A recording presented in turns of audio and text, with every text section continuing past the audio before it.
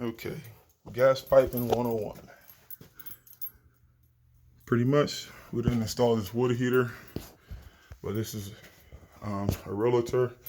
This water heater failed inspection because whoever installed the water heater, they ran flex line after the gas shut off here, going straight to the gas fill. That's a no-no. As you can see with this furnace, coming out any water heater or furnace, you have to have hard pipe like this. That is a no-no.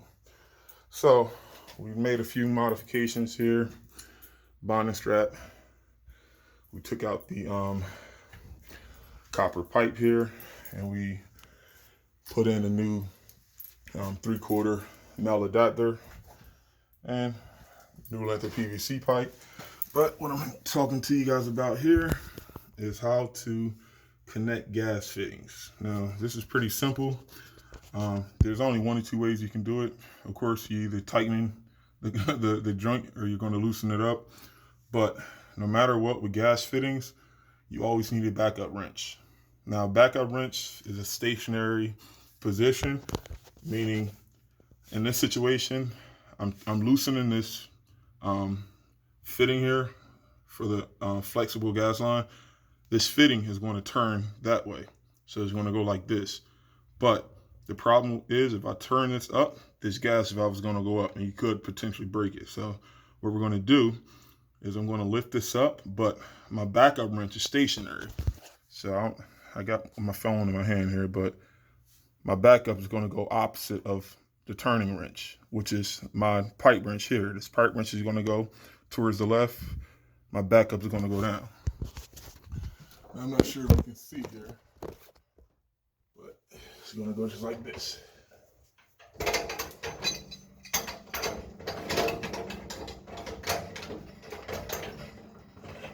That's exactly how you want to do it until it turns. Now you only have to do this hand tight until, well, you only have to turn this until it gets about hand tight, and then you can just take it out with your hand. But the principle behind it here is that it depends on the angle you're looking at, but you always want to have your stationary hand. You always want to have your stationary hand or your stationary wrench or backup wrench stationary, meaning it's not supposed to move, and your turning wrench, in this case I was turning to the left, goes up, and the wrench on the right stays the same. Okay, so what we're going to do is, let me make sure that's steady for you guys.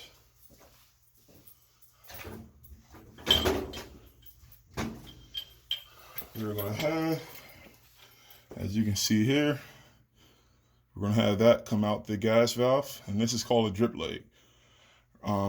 Now, the purpose of a drip leg, and this has to come on the incoming side of your gas appliance. In this case, it will be a water heater. And as you can see with this furnace, there's a drip leg here. Purpose of the drip leg is to catch any impurities in the gas line. It can be scale or buildup. That scale or buildup won't go inside the water heater. In this case, it wouldn't go inside the furnace. It will go right in the drip leg. You need that on every gas appliance. So pretty much what we did. We're still going to need this, by the way.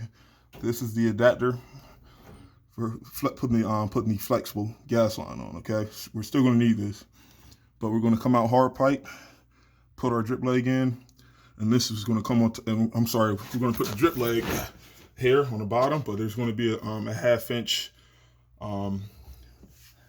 black pipe here, T. And what we're going to do, we're going to come out the gas valve. We're also going to put our drip leg here, but this adapter that I just took out the gas valve is going to go in this just like this. So it's going to look just like that. Okay. So I'm going to try to do this on the fly here, and I don't have the best angle. What you're going to need some pipe dope. You're going to need 2 pipe wrenches. You can use channel locks. It depends on the size of the pipe. Like this is 1/2 inch gas pipe.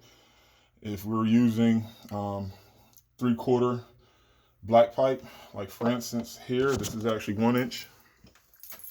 This is a 1 inch to 1/2 inch reducing elbow. Something that big, it might be best. Not saying there's some guys that, you'll be surprised with a pipe wrench. I mean, with a pair of channel locks, they can make it work. But I think the best bet would be to